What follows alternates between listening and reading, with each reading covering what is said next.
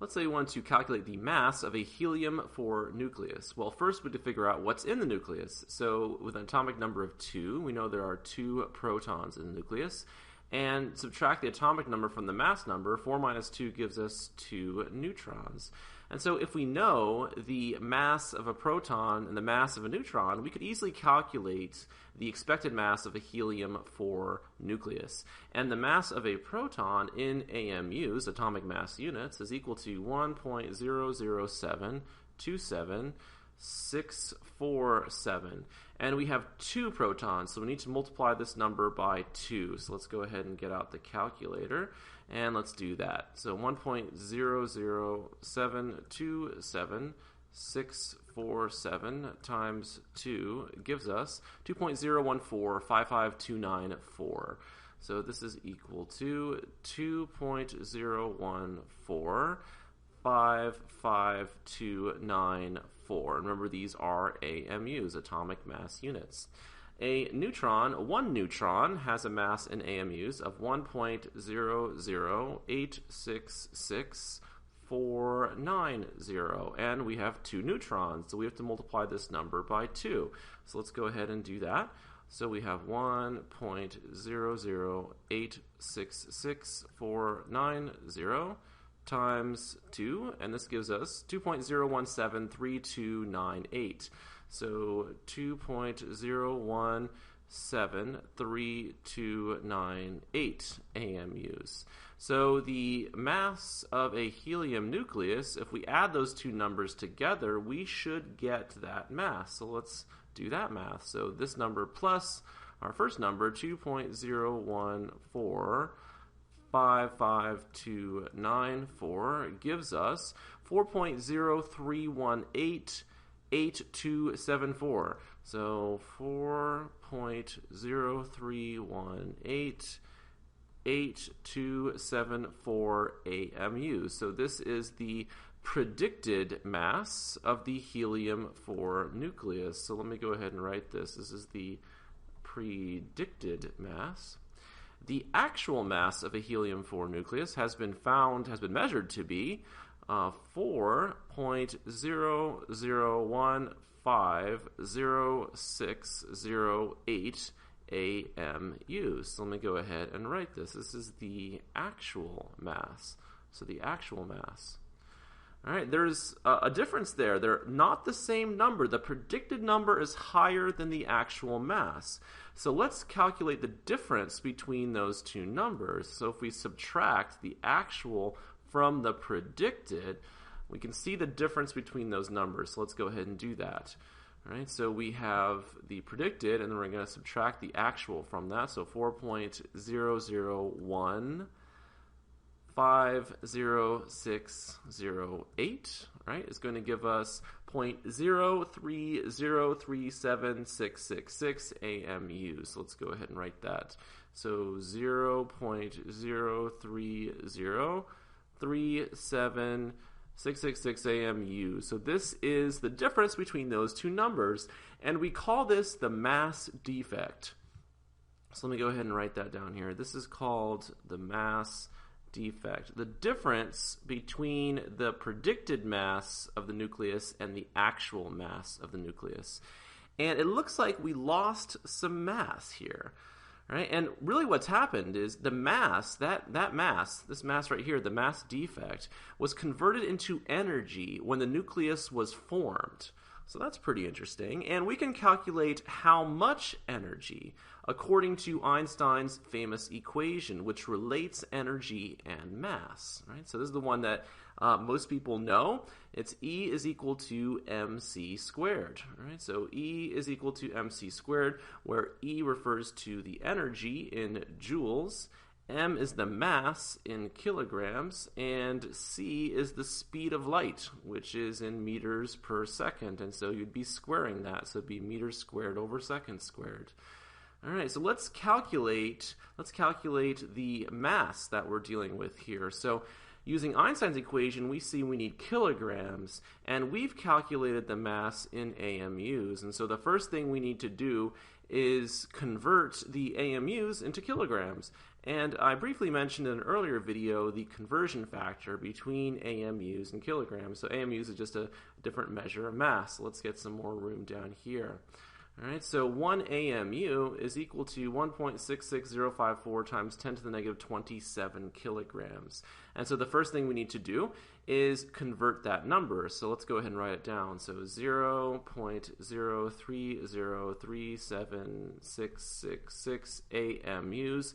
So mathematically, how would I convert the AMUs into kilograms? Well, I need to cancel out the AMU units. So my conversion factor is going to be 1.66054 times 10 to the negative 27. That's how many kilograms we have for every 1 AMU. So I can put that in here. So there's my conversion factor.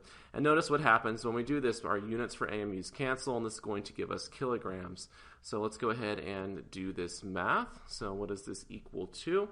All right, so we get out the calculator, and we take this number and we multiply it by, let's use some parentheses here, 1.66054 times 10 to the negative 27. So let's see what this gives us here. So this gives us 5.04417 times 10 to the negative 29. So let's round it like that. So this is going to give us, let's put it right here, 5.04417 times 10 to the negative 29 kilograms. All right, so now we have the mass in kilograms. Let's get some more room, and let's go ahead and calculate the energy. All right, so this is the mass that was lost when the nucleus was formed, and let's figure out how much energy was given off. So the total energy, right? Energy is equal to that mass. So let's go ahead and plug that in. 5.04417 times 10 to the negative 29th times the speed of light, right, which is approximately 3 times 10 to the 8th meters per second. We'll use a more exact number, 2.99792 times 10 to the 8th, and we need to square that number. All right, so let's do our last calculation here. So let's start with the speed of light. So 2.99792 times 10 to the 8th, and then we need to square that number. So we get this number, and we're going to multiply that by our mass, 5.04417 times 10 to the negative 29th. And so let's see what that gives us. 4.3346 times 10 to the negative 12. So let's write that down. So I think there was 5 in there, 4.5334. So 4.53346 times 10 to the negative 12. Let me just double check that real fast here. So 4.55346 times 10 to the negative 12 is our answer. And the unit should be joules. So that's how much energy is given off. So here's our final calculation. So it took us a while to get there. So this is the energy that's released when the nucleus is formed. So let me go ahead and get some more space, and let me write this down. The energy released, right, when the nucleus is formed. Energy released when the nucleus is formed. So let's draw a picture of what's happening. So we were talking about the helium nucleus, right, which had 2 protons. Let me go ahead and draw those 2 protons in here, and 2 neutrons. So let me use neutrons here, like that.